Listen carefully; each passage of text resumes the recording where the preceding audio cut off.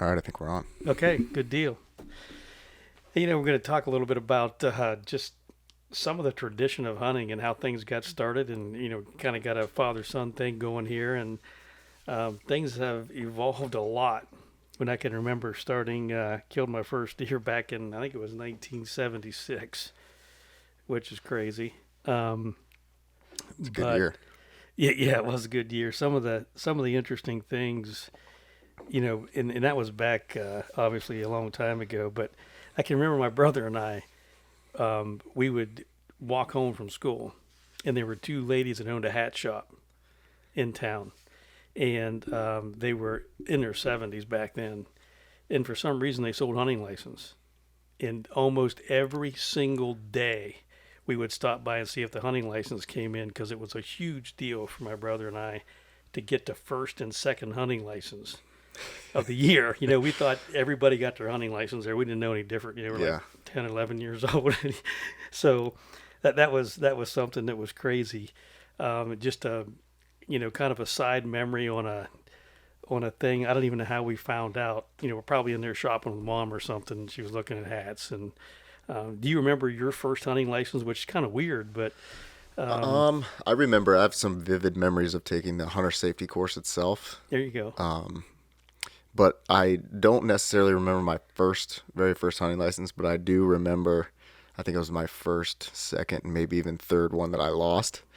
Yeah, And and yeah, we had to, kind of improvise there on the yeah, spot, yeah, back at the farm to, you know, stay legal and have yeah. that hunting license on us. What's crazy? My hunter safety course, it wasn't mandatory back then. We had it in math class at school. I Really? mean, yeah, yeah. Mr. Statler, great guy, man. I hope he's doing well. Yeah, he gave us a hunter safety course, and you didn't have to take it if you didn't want. But if you wanted to pass math, you better have taken it. But I can remember going to school and having the hunter safety course, and people, him bringing guns in and looking at them and just going through the whole thing. I mean, it was like America. Yeah. It's the way it should be. It was a awesome thing. Nobody thought anything about it, but yeah, we so that was the first hunter safety course. It wasn't mandatory. They were just coming out with it, and it was crazy. But you know, If you were kind of floating on that line between an F and a D, and you didn't take the hunter safety course, were you getting an F? Was it like the curve? You know? for me, I aced it, man. So I Yeah. don't know. Yeah. I was excited. We weren't doing math. Yeah. You Yeah. know, I Which is mean, always a plus. yeah, absolutely. It was like, yeah, I made sure I was in class one of those days Yeah.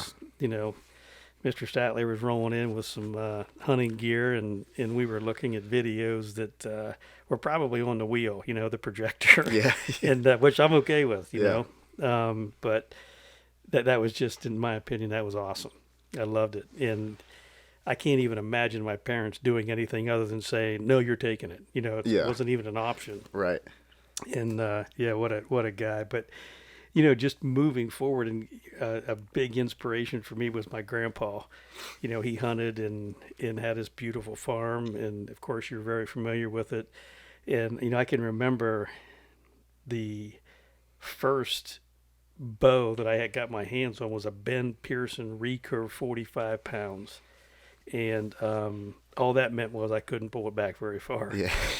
But that thing was awesome, and I still have it, and it was just a great thing. But Martin came out with these compound bows, and we had a couple of them showed up at the farm. Stuff mysteriously showed up there, and we were shooting these bows and trying to get into it, and they were brand new. They had little wheels on them, and it was a big deal. We had this term. It was like, "What if?" We wanted this T-shirt with this Indian on the front of it, like, what if these guys would have had compound bows when Custer Yeah. rolled in, Yeah. but or whoever. So it's just clear back in the mid '70s, just getting into it and learning things and just getting things started. It was really crazy. We're definitely shooting wooden arrows. I remember when aluminum first came out, and all my aluminum arrows were bent. I mean, every one of them. we had bare broadheads. The inserts, we lost the inserts on them, so we were really shooting. I mean, really, we were shooting like a spearhead you'd find out in the field, a Yeah. piece of flint because we didn't Yeah. have any inserts in them. But that didn't stop us, No.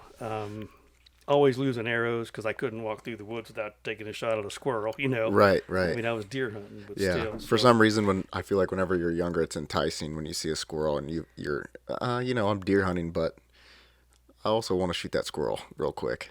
And yeah, then, it didn't matter what it was. yeah, I mean, we yeah, were going after it, but um, so that takes us back a long way. But what's important too is what were some of your first memories? What were some of the things that, I mean, technology exploded and you picked up on it and kind of brought me along. But what's some of the memories, the first memories you had of equipment and hunting locations, that kind of stuff? I think for me at least, within the memory side, maybe not like equipment kind of aside, but I remember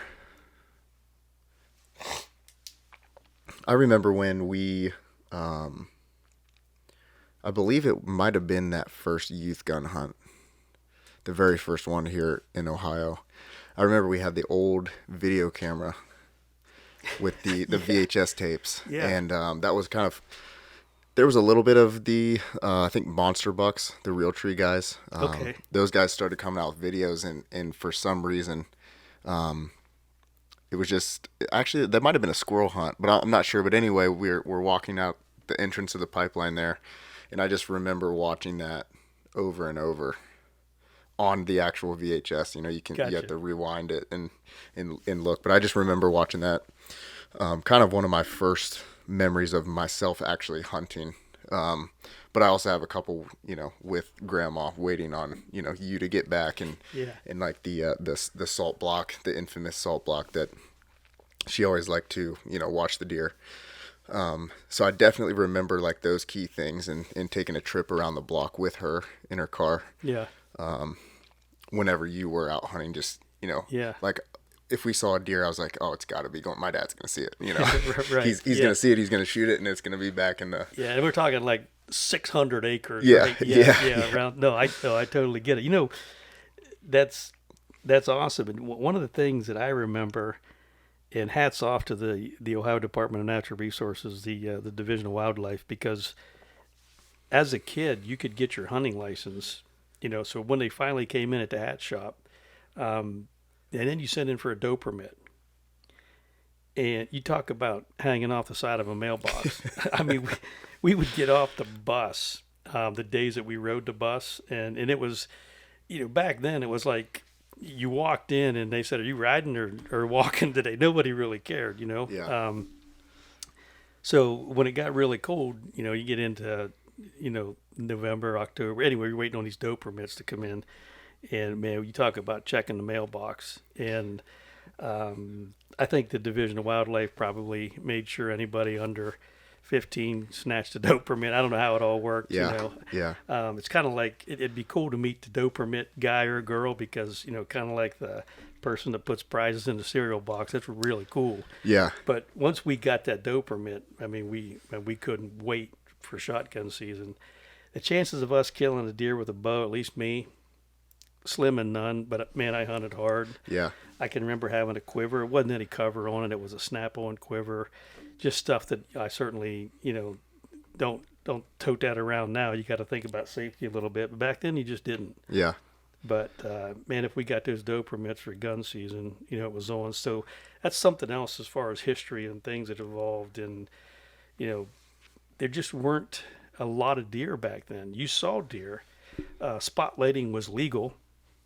We'd go to Grandpa and Grandma's who had a beautiful farm, and not long after it got dark, it was like, "Hey, do you want to take a ride around the block?" Which was usually about a mile, mile and a half. You're yeah. familiar with the Oh yeah, block. yeah, And you talk about spotlighting. I mean, we spotlighted like crazy, and it was awesome though. yeah, You do that now, and you get hooked yourself. They take your car, and it goes away, and all yeah. that stuff. There But goes your lifetime of hunting. yeah, exactly. Yeah, you can't hunt for 3 years. But so you were talking about when you were younger, going back and you really weren't young enough to hunt yet, but those were Right. memories. You and Grandma driving around.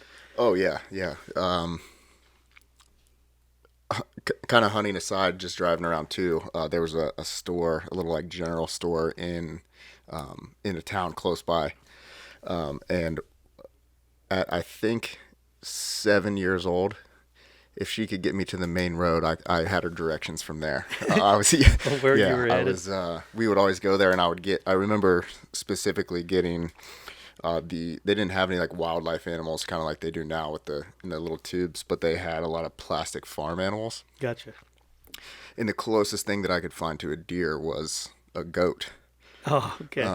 So basically, I would get these goats, and then those would be my deer. And then Yeah. so while you're out hunting, Yeah. in the trailer, I remember doing that. And then I also remember multiple times she would get the newspaper, so she had an abundance of rubber bands. Yeah. And so I would, crawl around on my hands and knees with two pins, Gotcha. like a little Yeah. spike buck, Yeah. and just kind of. I was Hmm. always trying to emulate, what you and my uncles and grandpa were doing out there. I was Yeah. always just couldn't chomping at the bit Yeah. to kind of get behind the gun and really get out there and do some hunting myself. But Yeah, that's awesome. Yeah, I can remember with my brothers being, acting like a deer and throwing socks at each other, putting them in a ball and yeah, taping them up or whatever. And in the woods would be like under the table yeah, because of yeah, all the tree, you'd be laying in a thicket and you'd be yeah, under the table. But yeah, and it was just so stuff like that I mean a lot of young kids, I'm sure that they talk about that stuff, do that kind of stuff, but back then, deer gun season, I mean, it place shut down as far as working goes. I can remember being young. I mentioned they're 11 years old killing my first deer, but everybody hunted. I mean, I was out with my dad, my two brothers, his good friend. I mean, you loaded up on, we had 20 gauges. Um, I hate to say it, but, it's not like we were out practicing. We weren't real sure. I mean, if it come out the end of the barrel, it should have been straight, right? We had a bead sight on the end of right, it, and Dad and some friends of his were, they were skinning and cutting deer up in the basement, and Mom freezer wrapping, whatever the case was. But yeah. They we talk. had, Oh, sorry. They talk about that Orange Army, which all the shotgun hunters, especially in Ohio, I'm sure other Midwest states for sure with whitetail. But I remember specifically around here around the house, just at all times you saw out in the field in the woods, big drives going on, everyone wearing orange, yeah, and it's kind of weird to say, but you don't really see that too much anymore.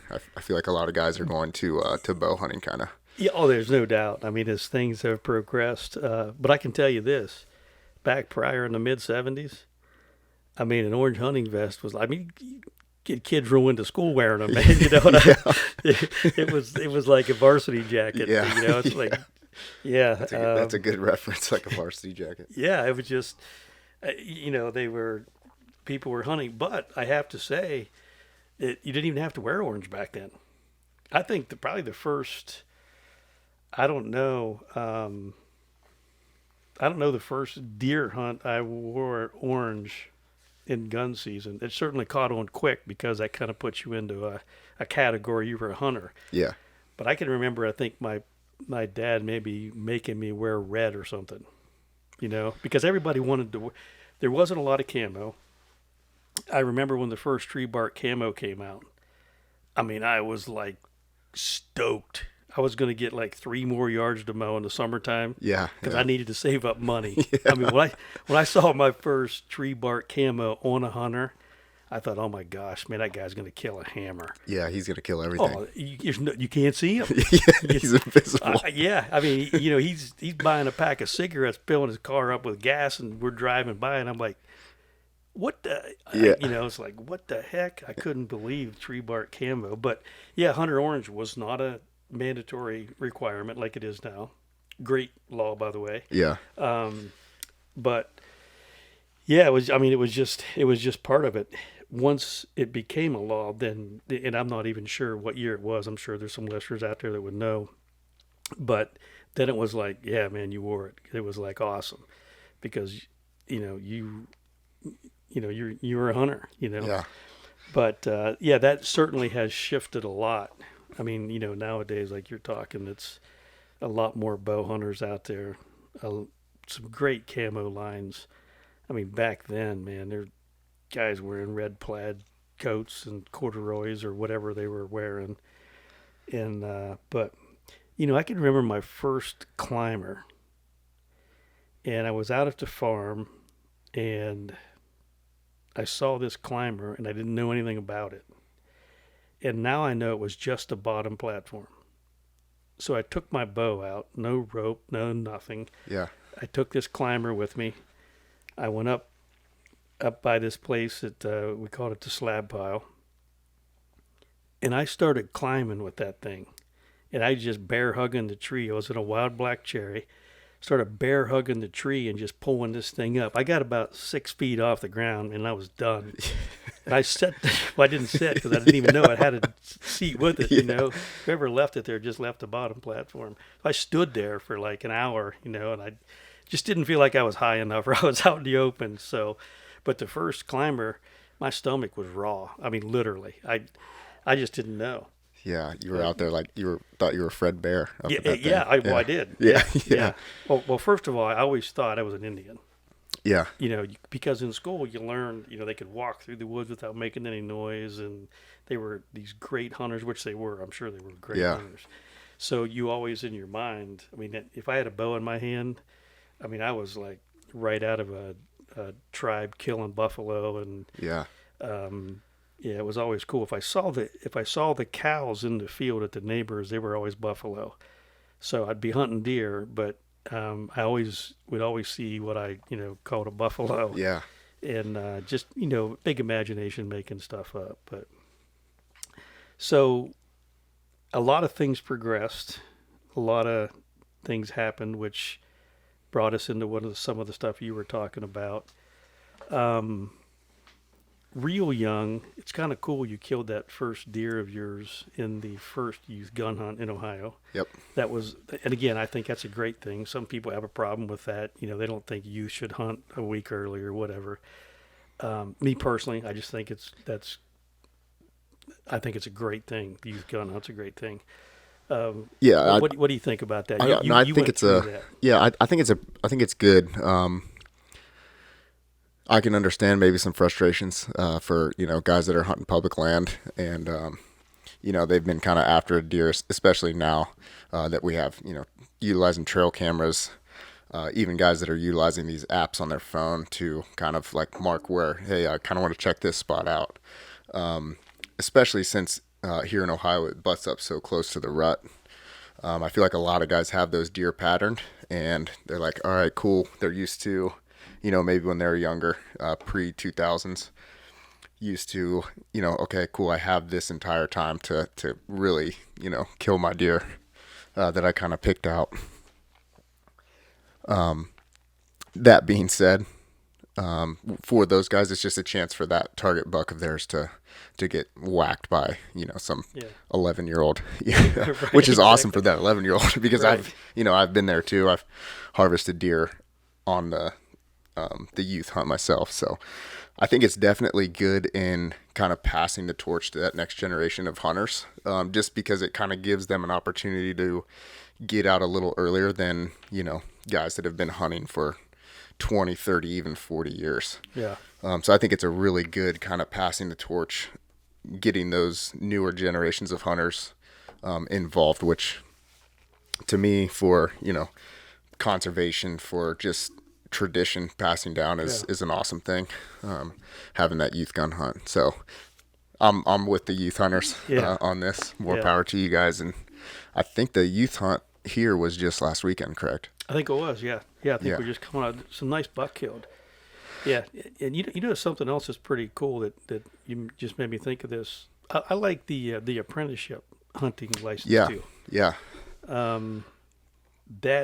That's something that if you got a little bit of interest, or you want to spark some interest in someone that didn't want to go through the hunter safety course and invest the time. And that was something new too that came up with you in your generation. Yeah. We didn't have that. I mean, if you're old enough to sign off on it, you could go get a hunting license, Yeah. which is what we did. Right, right. Which, yeah, that's I. The apprentice thing is, I think, is cool too, especially for people who, unlike myself, who came from when I was growing up, was hunting was kind of Yeah. my thing. And obviously because of you hunting, trapping, I was always outdoors. But people, maybe that come from a family that they don't really hunt that much. The apprentice thing kind of gives them that, hey, I'm going to try this out and see if it's something that I like. And if not, Yeah. I don't have to invest a lot of time and money into it. So Yeah. I think that that's definitely a perk of at least what ODNR has been doing with the just getting more people interested in hunting. Yeah. Oh, I agree. And, yeah, just again, coming through that almost totally different generation and, regulations weren't nearly what they are. And, I definitely think the changes that they made have, have been good. And I think, one of the big changes when I obviously we didn't have trail cameras and stuff, but I can remember talking to my uncle who was a bow hunter, and it was kind of new. The bow hunting stuff, everybody gun hunted, but the bow hunting stuff was kind of different. And I can remember him taking me for my first bow hunt, and I remember I missed a doe. I had that 45-pound Ben Pearson I couldn't pull back. Yeah. I shot right over top of it. I mean, it jumped the string, whatever you want to call it. There's Yeah. 100 terms for it.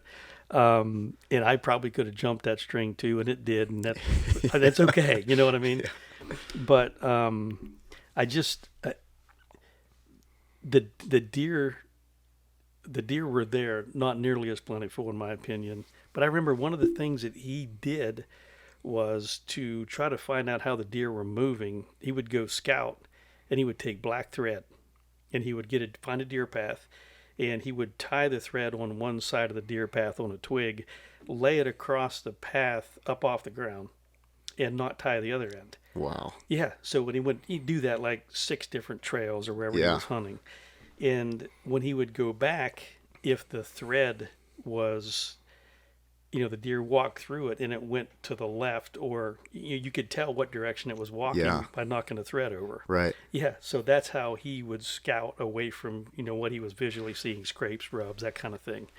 So me, finding a black spool of thread from my mom's, I went out, and then when there was thread everywhere, Yeah, like a yeah. cobweb out there. Yeah. But again, just old times. Everybody had the same intentions. Again, the deer herd wasn't where it was at. You didn't see these hammers like you're seeing on trail cameras. But for you, as we progress, tell me about that first trail camera that you bought, and how that changed things and that kind of thing. What's the first memory you had of that? I mean, the first one that pops up into my head is definitely the. I think I'd set it out.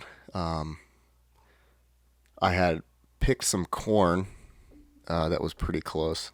Maybe I shouldn't be saying on live air, but appreciate the corn giveaway there. But yeah, I picked some corn because that was kind of what guys were using, which they still do. A lot of guys Yeah. on their trail cams will use corn, but even before I knew about trail cams, there were guys that would put out a pile of corn and they would just hunt over it. Yeah. So I was like, well, if guys are doing that and seeing deer and killing deer, I'm going to put it in front of my trail cam. So I remember, I believe for Christmas one year, I got one of the first stealth cams. I Okay. believe, I'm not sure if that's the brand. Don't quote me on that, but I believe it was a stealth cam. How big was that? It was about as big as a Mac computer, kind of. Yeah. Yeah. All closed up. But I remember taking a 5-gallon bucket with some corn in it and taking it out to a property that we had gotten permission on. And I didn't really know what I was doing. I read the directions. It said, hey, at least put this like 6 feet, Yeah. above the ground. There were no trail cam stakes where it was just kind of a guessing game. Yeah. And I remember putting it out. Thought I had everything, awesome, good to go. And I remember I think it was the first and only picture Well, it might have been the only picture of an actual animal. I had a lot of pictures of Yeah, like leaves blowing right in front of the yeah, camera yeah. lens, There you go. but was a 6 point buck eating the corn. No way. Yeah, so then from there, Oh, you're hooked. yeah, I was probably, I want to say I was in my teens, 13 to 15, or Yeah, that time frame. But I just remember I was like, no, I'm never not putting the trail cam out. Like this yeah, is awesome because like we've talked about numerous times and that we'll definitely get into in this podcast is just the deer. You didn't see big buck back in the day, or at yeah. least I didn't Right.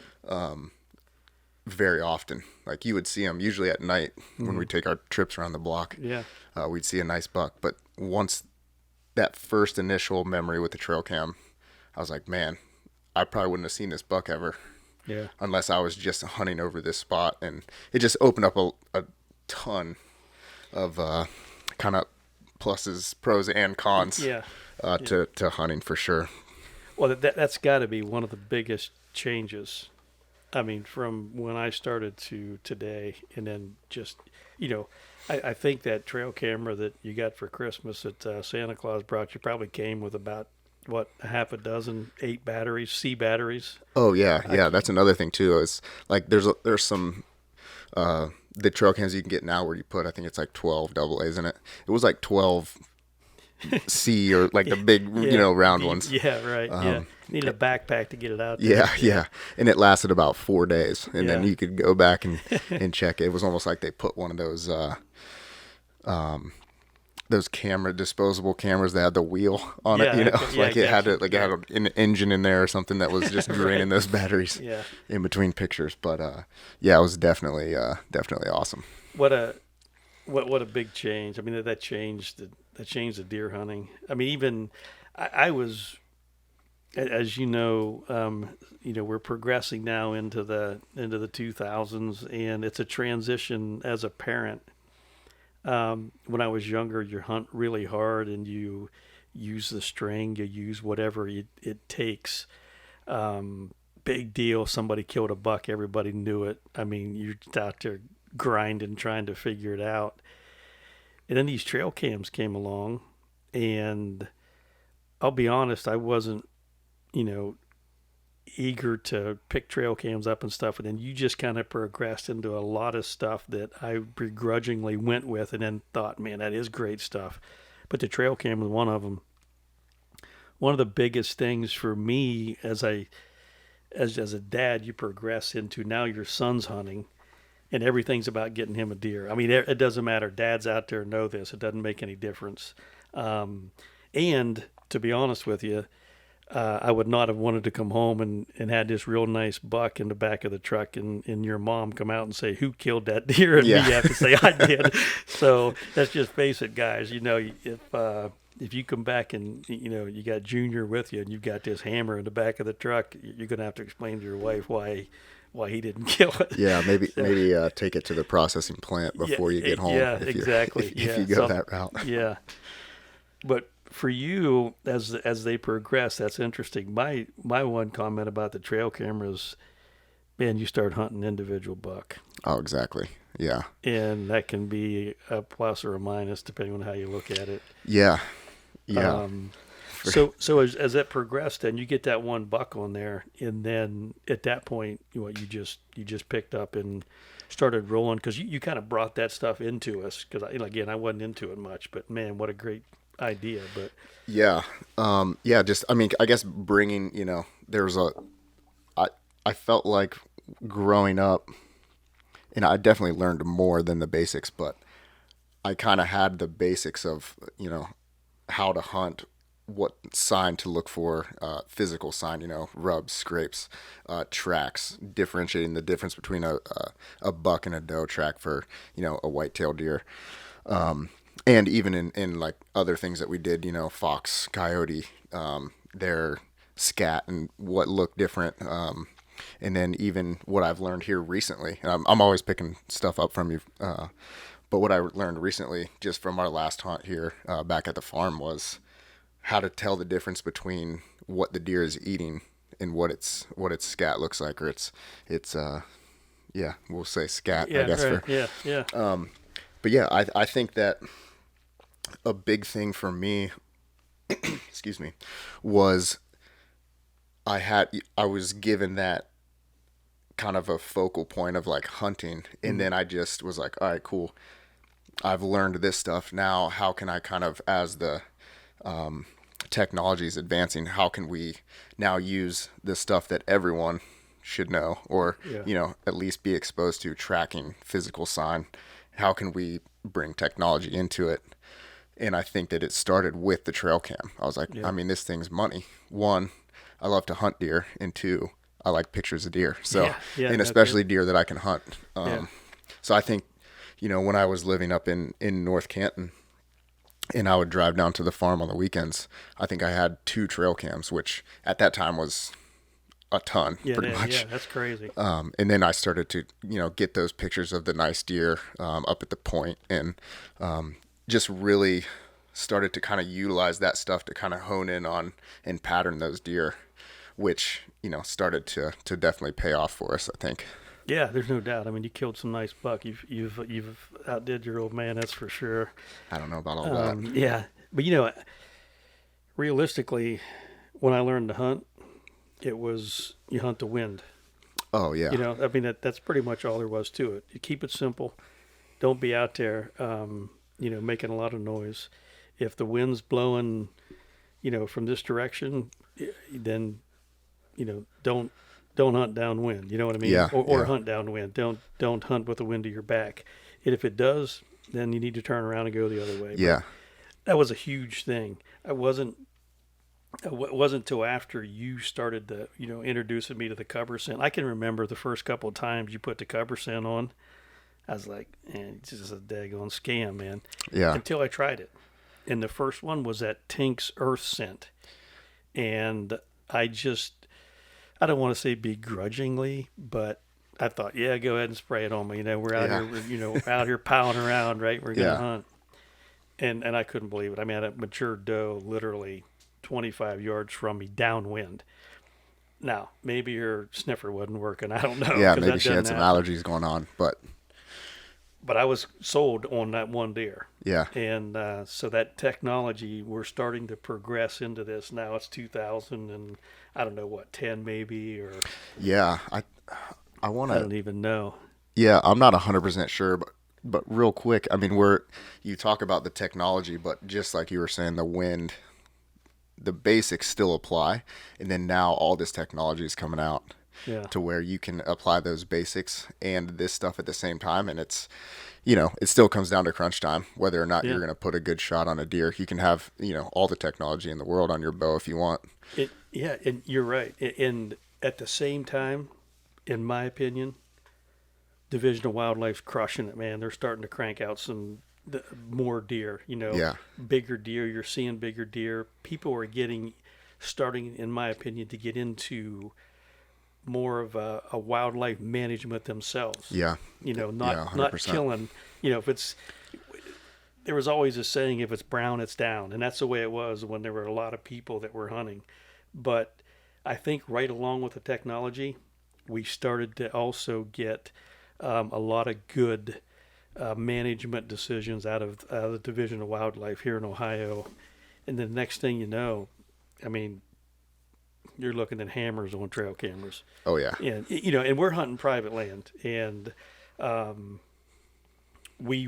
realize we're very fortunate hunting private land, Oh, very but fortunate. yeah, but just coming from the family tradition, basic, deer hunting, and I tell people my laboratory is in the woods. I don't just get in the woods. Yeah, People are like, "Well, where do you hunt, or where do you think I should?" Something, get in the woods. yeah. I mean, if you've done any scouting and all, you're going to see that. But that trail cam technology, and then they came out with video.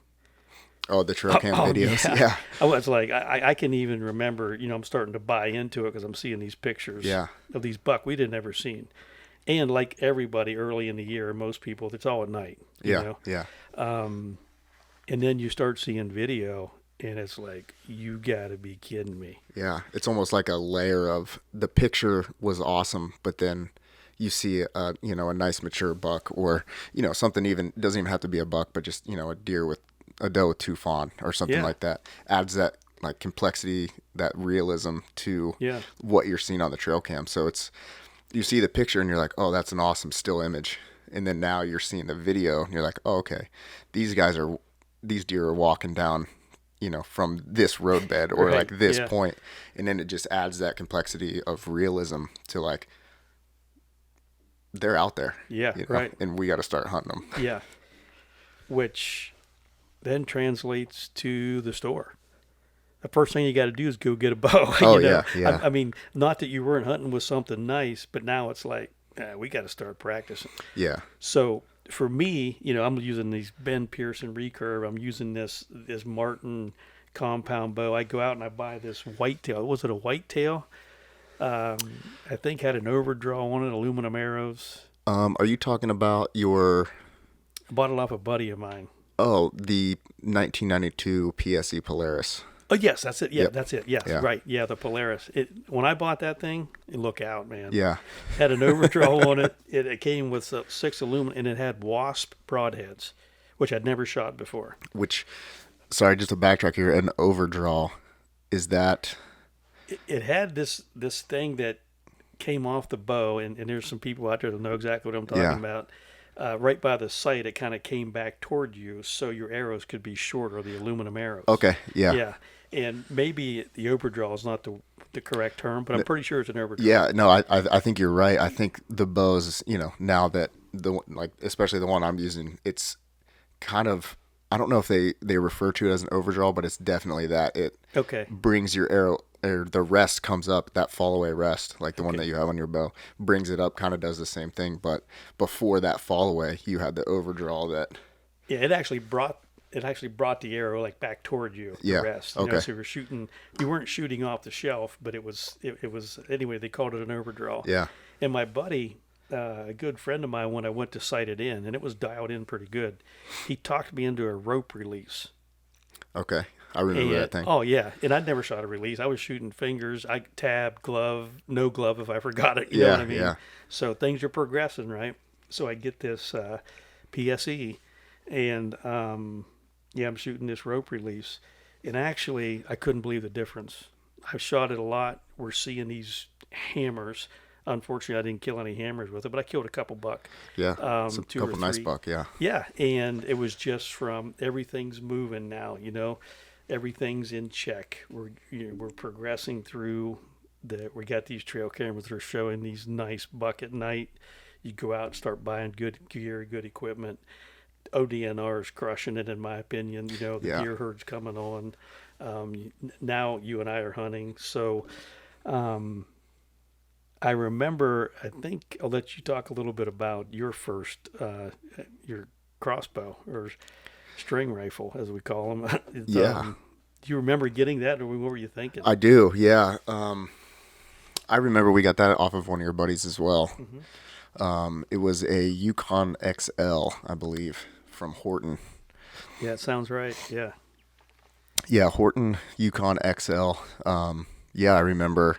And this was kind of, I think red dots were out at the time, potentially, but it was still pretty early in the red dot game. So we had the plastic, basically like the plastic front sight or the back sight, rear sight, Yeah. and then you had the almost like a older compound bow pin Yeah. on the end with a slider. Wow. And yeah, I think that, and not like a slider like today's bows, like you can range your slider. It was just, that's how you sighted in for your yardage, and then it was stationary. Like you couldn't, out in the field, you couldn't slide it down to Okay. get from 20 yards to 50 yards. But it was just on that little rail system. So you had the plastic peep, and then you lined that up with the with the pin itself. And yeah, it was shooting darts at, Yeah. I think 30 yards is what we had it sighted in for. Yeah, and I think back then I transitioned over to Muzzies, and I think that's what that. Did we get Muzzies for that bow? Yeah, Muzzy. Yeah, I mean, up until 2009, 2010, we were strictly Muzzy 125s. Yeah, Yeah. yeah, that was a wicked. I mean, if you were talking to your buddies over a cup of coffee, you were talking Muzzy Oh 125. yeah, Yeah, yeah, there's no doubt. yeah, And not that any other broadhead was good or bad. If you got a broadhead out there you like, man, stick with it. oh If you're yeah, killing yeah, deer with it, hammer on, man. We're all for. yeah. And Definitely don't switch up a season. no, exactly. Yeah, Yeah, yeah. We'll talk about that later. yeah, Bottom line is that you try to advance with the technology, and budget's always a thing. Normal always, yeah, guys going to work every day, kids hunting, and then as an adult, like I said, you transition into for probably 10 years of doing nothing but hoping your son gets a deer yeah, and all that kind of stuff. So yeah, you had that. You said it was a Horton. yeah, Yeah, yep, and then technology's still moving. I know you're watching a lot of videos. I'm still kind of old school. I did come up with this bow with this rope release. Everybody was like, "What are you shooting a release like that for?" And I'm like, "Yeah, I'm shooting a rope." You couldn't yeah, talk me out of it again, being yeah, too stubborn. because they were starting to go to the D loop on the string with the claw release. I remember was huge for a while. Yeah. That kind of opened up, which that's what I shot my first compound bow. That was that you bought for me. Yeah. So what was the? I mean, obviously you picked that thing out. What was the thought process on that? What'd you go with? Did you go with Yeah, I ended up getting it was Hoyt's kind of package bow at the Okay. time, like ready to hunt is kind of how they advertised it, but it was the Hoyt Avenger Plus. Okay. And I went with Hoyt because this is, around the time where you're starting to see videos come out and you're starting to, put trail cams out and you're seeing, all these big names, which the guy that I really enjoyed watching at the time was none other than the bone collector, Michael Waddell. Oh, okay. Good deal. I was kind of hooked on him, and it also like had the internet was starting to get a little bit better around this time, and it had his gear list of like stuff that he used. Gotcha. Excuse me. And I remember watching, or I remember looking online, and he shot a Hoyt bow, Mm-hmm. and so I was like, I'm sold. I'm Yeah. gonna shoot a Hoyt. I always thought it was cool. You'd see trucks driving around with the Hoyt double Hoyt decals in the back. Yeah. And so I was like, right there, I'm gonna be a Hoyt guy. Michael Waddell shoots them. That's what I'm gonna go to. Yeah. And then even down to like arrows and then broadheads. This is when I switched from the Muzzy 125s, and I started shooting the Muzzy Trocar. Or no, the G5. I think it was the G5 Tekken. I'm not sure. I know it was a G5, Yeah. which only lasted a season Yeah. on the G5s because I killed a doe, shot her a little high and spined her, Yeah. and I just remember looking at the broadhead after I had gotten it out, and one of the blades was snapped. Gotcha. So for me, I was just like, that doesn't really sit well because if I hit a shoulder, and I'm not going to get, Yeah. if it does penetrate through, it's not going to get as much cut. If that is, it's still jagged and will be, kind of in the boiler room per Yeah. se, but just kind of almost seemed cheap for that to break off, which, Gotcha. I know nothing against, G5 or anything like that, but just at that time, Yeah. just was my thought process. So yeah, he's pretty much the reason why I went Yeah. with the Hoyt bow. It's funny. That bow, your oldest daughter, your sister, our oldest daughter. I remember when she graduated from high school or turned 18, maybe it was turned 18. Yeah. Yeah, she wanted diamond earrings or something. And when you turned 18, you wanted a bow. Or Oh, yeah. 17, whatever the Yeah, year was. yeah. I can remember having some discussion, with your mom and getting that stuff. But bottom line is we went down to T&K Archery and, Yeah. and you picked out a bow, which was awesome. And at the time, that thing was wicked. Yeah, it was. I think it would have been maybe like a year old in Yeah. technology wise. And then it was kind of their ready to hunt bow. So Yeah. I mean, Whisker Biscuit came with the sight, came with the stabilizer, Yeah. came with a quiver, Yeah. Fuse on all that stuff, Fuse archery products. And yeah, I mean, I could not wait to like I think I shot it maybe like once or twice in the store. He helped me get Yeah. it set up, Gotcha. and then I couldn't wait to get it back home and Yeah. just start practicing with it. And that's I mean that's a lot of people out there. You got to have a reason to budgets are tight. Get out in the woods and hunt, and as you progress through things, it's not like we were able just to wake up one day and head to a hunting store and buy top gear. I mean, we weren't, man. Yeah, We were yeah, buying boots that we were wearing 2 or 3 years till they got a hole in them, and and then still wearing them a couple more years. yeah, no Yeah, kidding, yeah, defending, running trap lines and all kind of stuff in them. They were getting a lot of use, but yeah, and so that progression there's no doubt it transitioned into a lot more stuff like today where you're doing a lot more stuff with technology. I know you've stepped your game up for sure. You're shooting a high dollar. You're a young man now.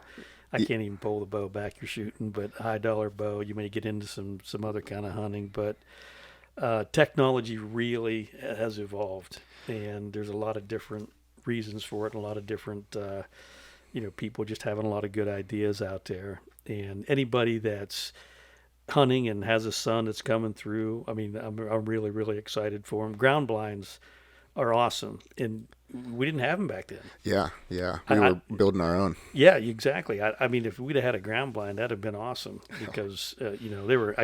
We joke around. Those first couple hunts, like you had a tambourine with you, Yeah, and, yeah, but everybody's that way, stepping on twigs and doing things, and that's part of it. But yeah, you couldn't find a ground blind back then. Never even heard of them.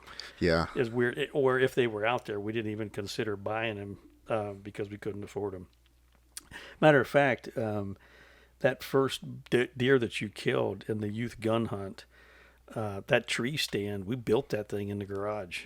yeah. It You was and treated, yeah, yeah, you and one of your buddies. yeah, Yeah, treated lumber, man. It was like 12 feet high. yeah.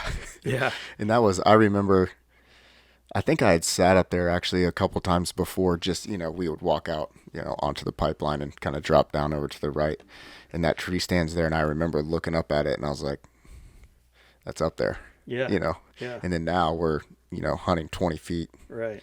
and which it's yeah. I mean, it's just wild, just technology in general. You built Yeah, that stand, you and your buddy, and then we hunted out of it for. I mean, you hunted out of it longer than I did, but I hunted out of it for 5-10 years, yeah, easy. and it was always a solid spot in a great position. I would have hated to drag that thing in there Yeah, yeah, it was a and lot of set it work. up. Yeah, Yeah, I bet. yeah. The first tree stand I remember hunting out of was a wooden pallet. Really. Yeah, my dad they would put tree stands, him and his buddies up. They would take 2x4s and cut them for steps, Yeah. and then you'd get up there, and it wedged a wooden pallet in between two trees and nailed it off. And you literally, you know, sometimes there'd be a seat up there which would consist of a 2x4, nailed to both trees so you could sit Yeah, on or yeah. lean up against it. And then maybe as we got a little older, we'd spray paint them, Yeah. you know. But man, if you could get out there to that tree stand, that pallet, it was like a game changer, and you're literally like 10, 12 feet off the Yeah. ground. Yeah. Yeah, which is nothing like it is today. But yeah, just a lot of progression, a lot of stuff that there's a million stories, and everybody out there's got them. And I hope that as they're listening to this, they're thinking of when they were a kid and their son coming up, our situation. And of course now you're a grown adult and you're teaching your old man a lot of stuff. But Oh. one of the things too, and again, we talked about hunting on private property, which is a blessing, but you get folks that'll show up once in a while to hunt, and they're not immediate family members or whatever the case may be, and it's kind of funny. They refer to north, south, east, west, that kind of stuff, and when you're hunting private land, that always kind of seems like, man, this guy must be a greenhorn or whatever the case may be. But as you look back, it seemed like every time somebody killed a deer or saw deer, you had places on the farm that you knew. If Grandpa said, "Hey, I'm going to hunt up by the slab pile," I knew where it was. You knew, my brothers knew where it Yeah. was. Anybody that came in and hunted, because they were an aunt or an uncle or whatever, they'd be like, "Well, what are you talking about?" So as part of that farm too, there's always places that are special that um, just are cool. But you talk about Slab Pile, Spring Hollow. You got a story about Spring Hollow? What do you when you think of Spring Hollow on the farm growing up? What do you think of? Is there anything that jumps out? Yeah. There's actually a couple things that jump out. I remember the first time that I wanted to kind of drive for either you or maybe I had killed a deer earlier in the day and it was gun season. I wanted to drive for you and you're like, all right, cool. Yeah, we'll start down, into Spring Hollow.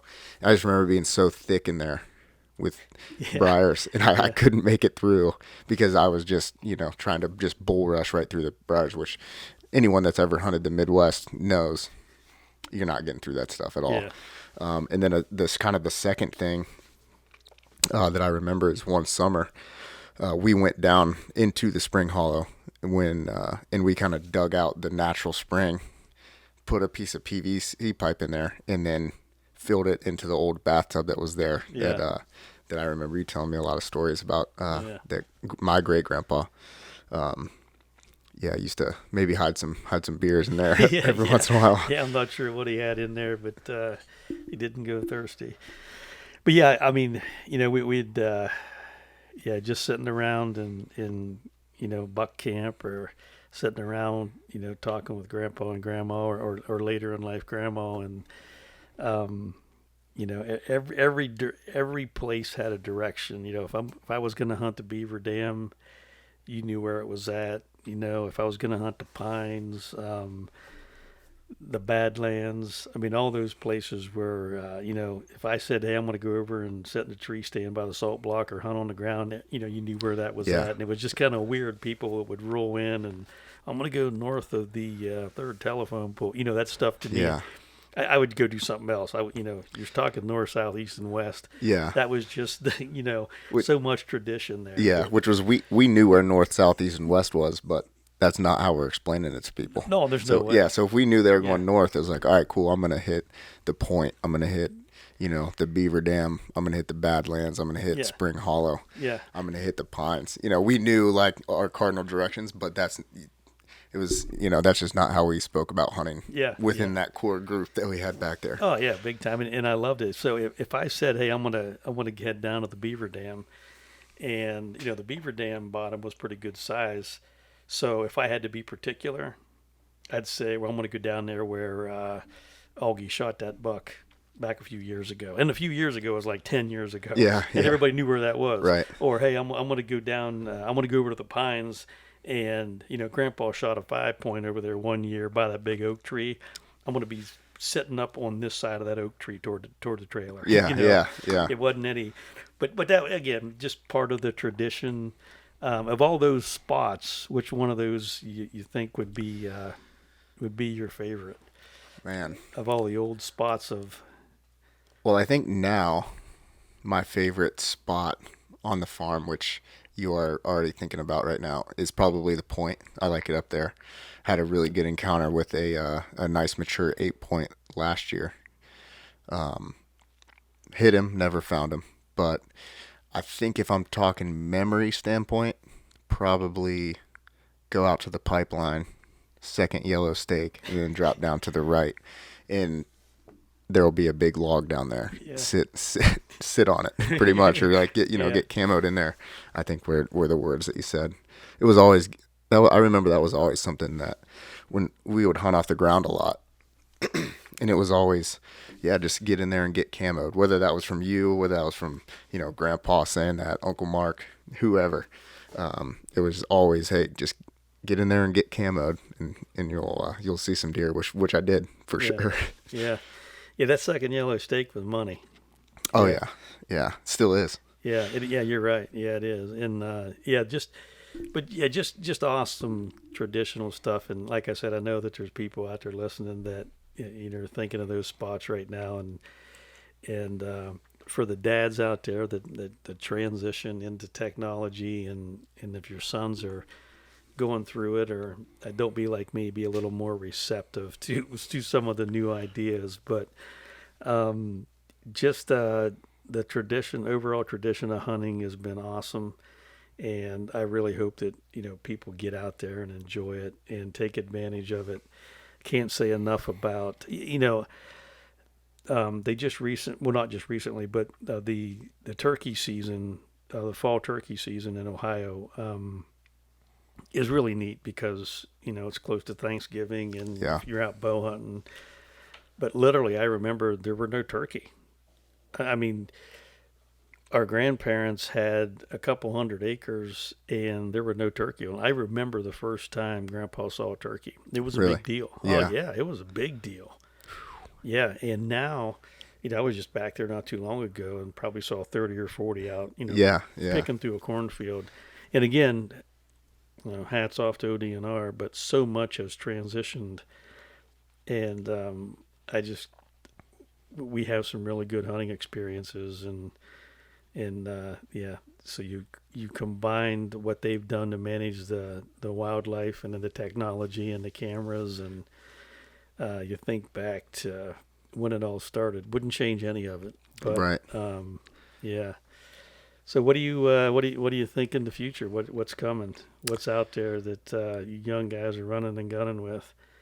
Um, Let me think about that. Let's take a break for our sponsors real quick, and then we'll get back to that. Yep, it sounds good.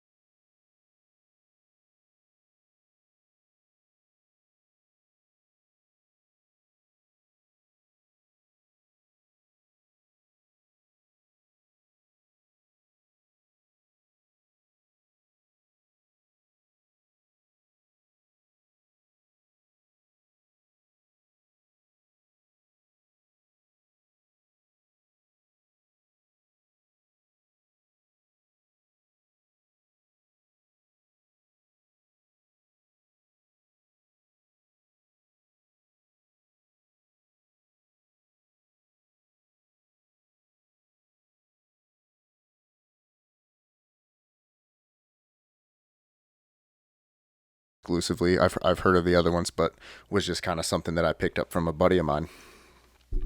And it basically is Google Earth, but for hunting.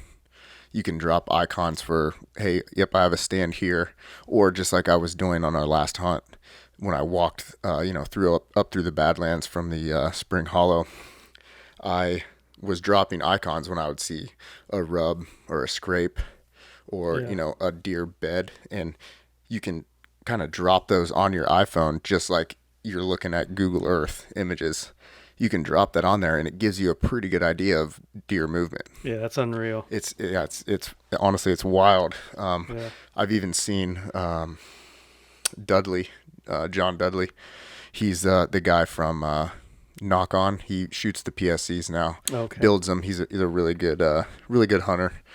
Kind of one of the guys that's up and coming on Instagram, or not really up and coming, but he's getting a lot of guys kind of focused in Yeah. on bow hunting. It's awesome. And he uses I think the HuntWise app, and it actually has, if it's synced up and has service, you can drop a pin where you're hunting, like in a tree stand, and it'll show you the optimal wind, Wow. and it will kind of show where you're from the prevailing winds, not the swirling ones that we've definitely seen out in those in the foothills of the Appalachians Really. there in eastern Ohio. But yeah, it'll kind of just give you, it's almost like all that stuff we were talking about earlier.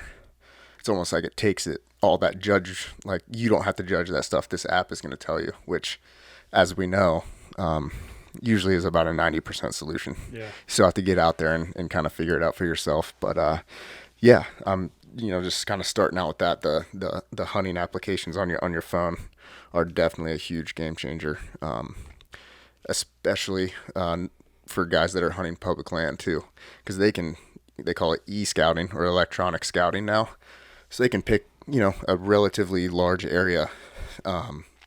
And look at the topography maps and see where those choke points are that the deer are likely to travel, or those funnels Yeah. that kind of go through, even down to what type of tree is in that area. Like, Really. oh yeah, it's there's a bunch of different layers that you can get on that, which is, it's a subscription service, so it costs a little bit of money. But if you're a very avid hunter and your goal every year, is to come out with the best buck that you can. Yeah. Those are just all tools for, your toolbox that you can kind of check off and hope to be successful with. Yeah. Again, I got to age myself there. I'm buried when it comes to that kind of stuff. But obviously, I kind of rely on you, and I have seen a couple of those things on your phone. That's amazing to me when they lay that land out, and I can tell where the tree stands are, which is awesome. But Yeah. how about your bows? What are you up to now? I think you picked up another one. Yeah. So I have kind of religiously shot in Hoyt, I guess. In my opinion, great bow. I've had, tons of luck with shooting a Hoyt. The so kind of a stepping stone into that technology. Started out with the Avenger, which we talked about, Okay. I believe, which is the 2009 package bow for Hoyt at the time. Awesome bow, and killed deer with it, which is, kind of, technology keeps advancing, but at the same time, I mean, you've killed deer with a recurve bow, or even your PSC Polaris from 1992. Yeah. Good shot placement is a lot of stuff that you can't really make up a bad shot with technology. You can have a little forgiveness, but not too much. But yeah, I started out with the Hoyt Avenger, moved up in, I think, 2015. No, I'm sorry, 2019. I bought the RX3 from Hoyt. It was a couple years old at that time. I haven't bought a new bow, brand new, ever. Usually buy them used, like a couple years older. Just the price difference is insane for just a little bit of technology advantage as they progress. But so I went with the RX1, got that set up, and then had that for 2 seasons. Ended up giving that to one of my really good buddies, to kind of get him into the bow hunting mindset out west in Colorado. Cool. And then went from the RX1 now to the Hoyt Ventum 33, which is their 2020 bow, I Gotcha. believe. Which that bow is 1 for 1 right now. So Now you said you bought those used. You buying them brand new? They're just a year old, or you got somebody you buy them off of? no, so actually the last two bows that I bought, the RX3 and the Ventum 33, were I both bought those on eBay. Oh, okay, Yeah, cool. so they were lightly used, Oh, okay. but when they showed up to me, just like buying a used car off the lot, buying a 2019 Yeah, Ford F-150 in 2022, it's probably still pretty nice, and it's new to you. So yeah. Again, we talked about cost and that kind of stuff. That's right where we're at. We're not these high tech sponsor guys. Hey, good on them. yeah, If they can yeah, get them, get it all you can get, guys. right, But yeah. we're not, and so yeah, I'm sure you did save some money there. So you got this last bow. What are you shooting? What's the poundage on it? What kind of arrows you throwing? Is there anything in particular you recommend? Or Yeah, yeah. So like I was saying, I've got the Hoyt Ventum 33 in the buckskin tan color. Looks pretty cool. I like the aesthetics of bow hunting just like as much as I like bow hunting itself.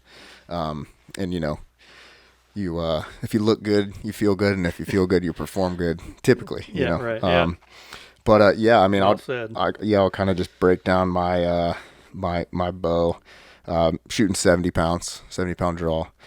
I've got a 455 total grain on total grains on my arrow, and I'm shooting the Victory VAP TKOs with a 100 grain rage and a 55 grain insert in the front there, just to kind of add to that front of center weight for that arrow for to maximize that kinetic energy.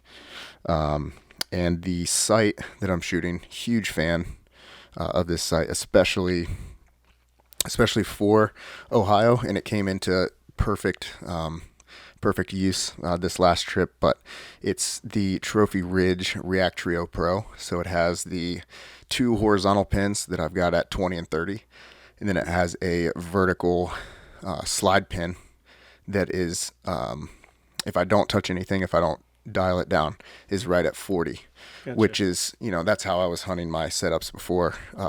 The Avenger and the RX3 were just 20, 30, and 40, which, as Midwest guys know, typically you're not going to get that shot past 40 in the woods. Yeah. So this, kind of transitioning, especially up to the point in those open fields, in hunting those field edges, those ag field edges.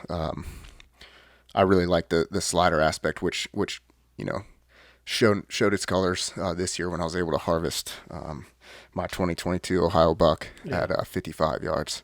Yeah, that's a Um, heck. I mean, 55, man. My bow don't even shoot out that far. Not to mention that was a nice buck you killed. yeah, thank you. Yeah, definitely a mature buck. He'd been around a little bit. And, Yeah, yeah. yeah, he'd been around for a few days. So what? So when you shot this buck, I mean, 55 yards, was that as close as he came, or you didn't have a shot early, or what? No, he was definitely closer at one point. So when I saw this deer, I was set up on the what we call the pines, and we have the two stands there for filming. And so we had hunted the stand, I believe, in the morning, either the morning before, the morning and the day before, or that morning, because I ended up shooting him in the evening. And a lot of the deer were coming out in front of us. So kind of from where Mark killed his deer, Yeah. Okay.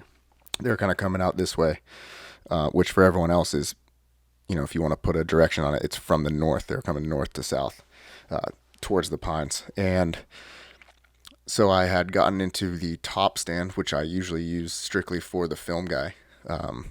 Whenever we hunt together, and I'd gotten up there because there was a good shot at 35 to 45 yards, kind of out in this green kind of pipeline, like gas pipeline field, Gotcha. that butted right up against that standing cornfield. And so I was set up there, and I had a small, probably 2.5 year old 6 point, 8 point, couldn't really tell, kind of sneak in behind me, and I caught him.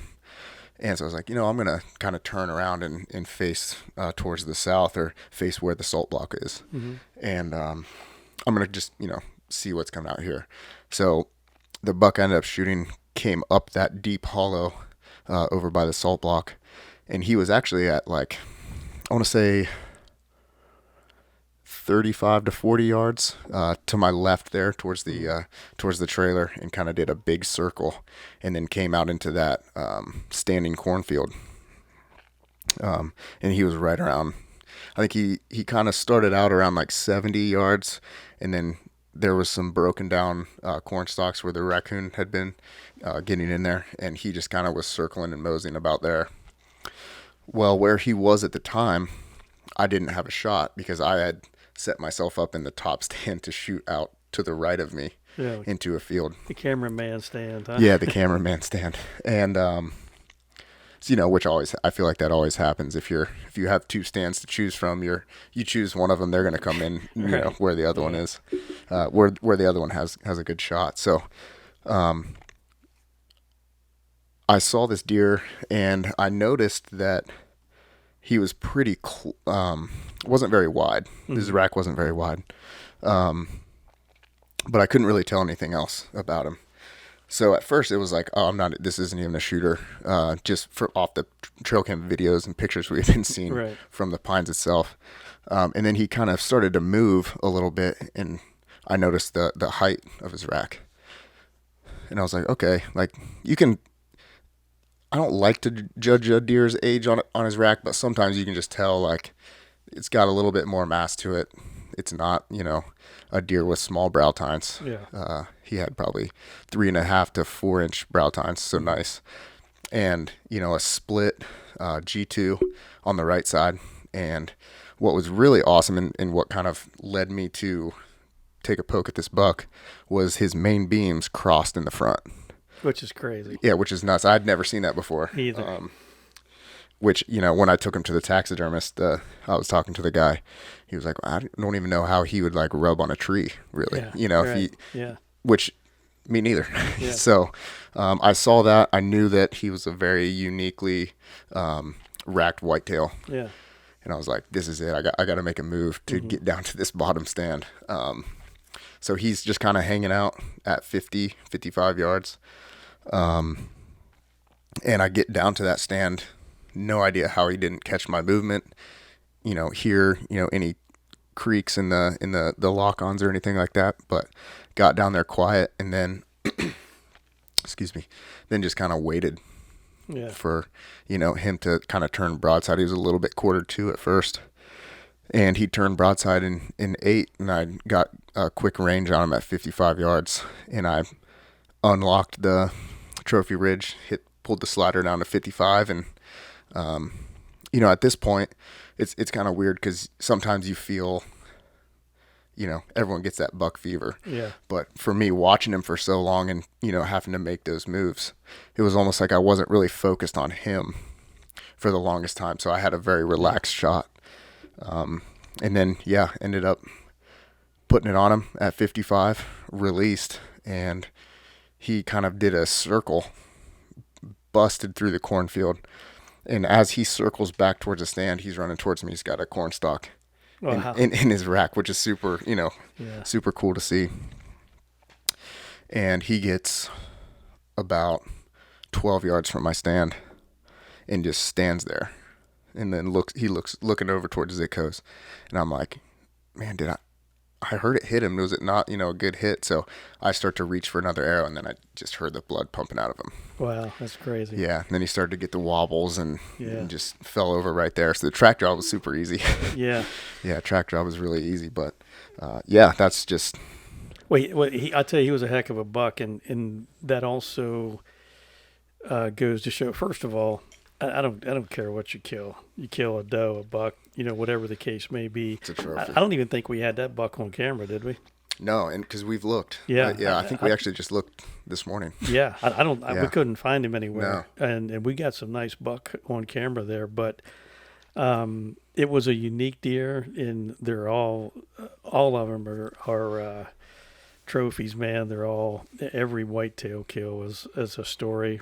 And yeah, that it's crazy how those antlers came together in the Yeah, front, and it yeah, was an opportunity for you to to put the smackdown on one and harvest that awesome deer. And it's pretty cool. You cut the back straps or the line yeah. out of it. And let me ask you this: with all this stuff that you're doing,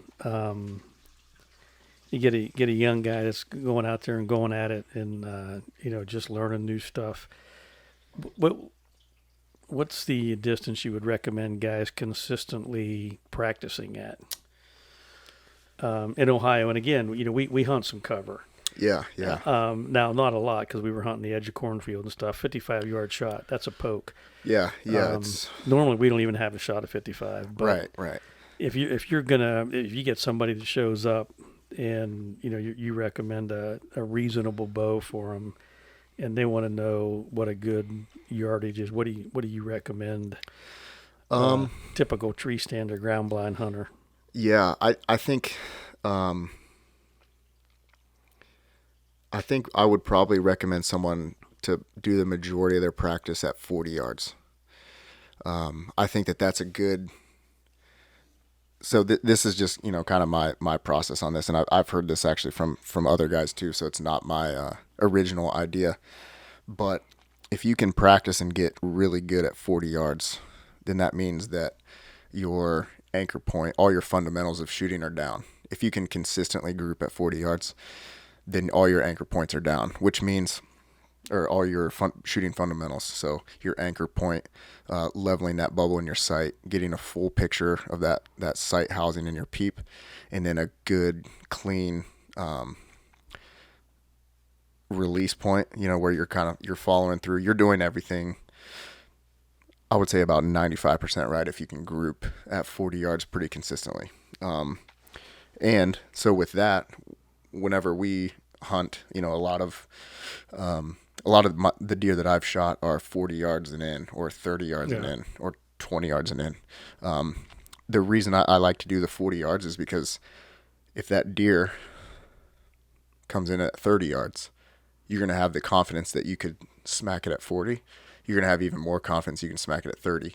And then when it's in at 20 yards, it's like almost like a chip shot, Yeah, that's true. Which that's just always kind of been the thing that I've, at least bow hunting realm, if I can start reaching out further and further distances, then that just makes my confidence at 20 and 30 really good. You talked about release point stuff. What kind of release you using? I've got a true ball claw release, so the finger trigger release. Yeah, I mean, I really like it. I know a lot of guys shoot the thumb button or the back tension release. Actually, I have a pretty funny story about the back tension release. My buddy Patrick Bryce, good guy, definitely helps me with all my tuning and all that stuff. So praise be to GQ is what he always says whenever I killed that deer. He was like, yeah, I helped you with we were doing some different helical stuff with my my fletches. But he helped me set up all of that stuff.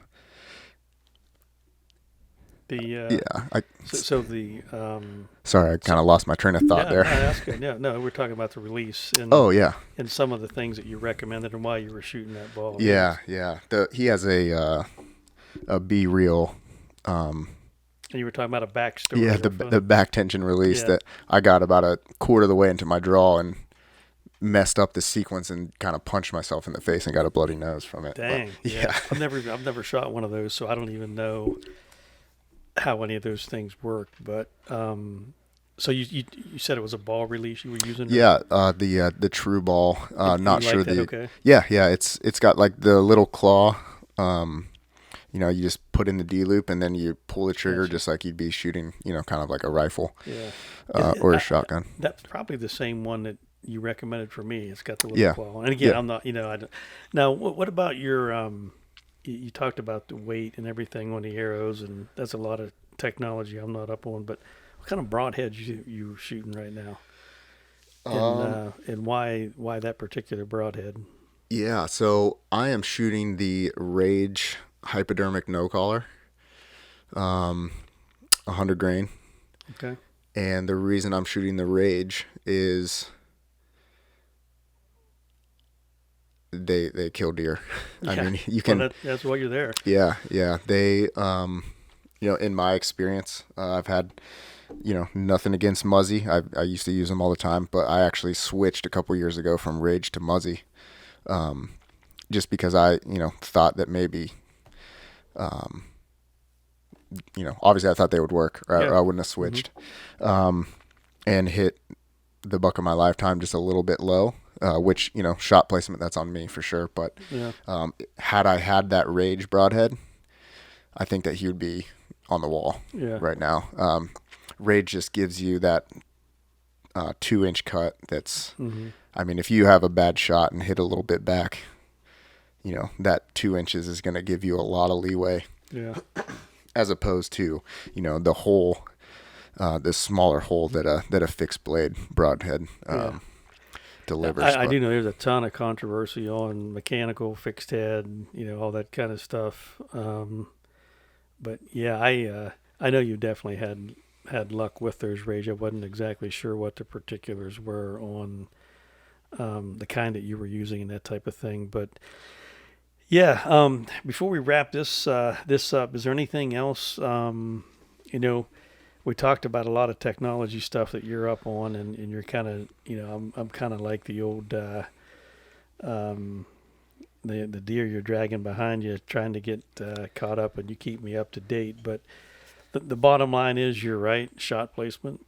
yeah, I shot mean, placement. all these broadheads work, but you got to have confidence too. Yeah, yeah, And I even like that Rage. I started shooting the Rage, and everything that you talked about um, is great on technology and gets it done. But the bottom line is, you got to make the shot, man. yeah, yeah. And Always that comes down to crunch time. separates, yeah, that separates the men from the boys. Yeah, Particularly, one of the things you and I have talked about in the past. Maybe some guys out there do this, maybe they don't. Once I determine it's a shooter, I'm off the rack. oh yeah, all I day. don't even look at it. That thing. I mean, but anyway, great information on the technology. That's where we're at. That's where you're at, and that's awesome. I think you got me set up with a Hoyt Defiant, Yeah, I think it which was is the Hoyt Carbon Defiant. yeah, which is a great bow, and all those years of me buying your hunting stuff, I guess it's paid off Yeah, for the old yeah, man. But yeah. That and duplicate hunting licenses, and yeah. But the it's whole all nine good. yards. Yeah. So hey, thanks for being with us. Everything's good. Get out there and hunt, and yeah, best of luck. Yeah, yeah. I think next, probably next episode, we'll get into some calling. Yeah, Do that, and then we'll get into the number one call you have to have in the woods. If you're asking me, is the deer cutter. yeah, We'll yeah, get into that, and then have you kind of from start to finish. yeah. How it kind of how you thought about it, and the success that we've had with it since, and Yeah, the even the cool reviews we've seen on YouTube. yeah, it's all good. Yeah, We'll talk in a little bit. yeah, right on. Thanks, guys.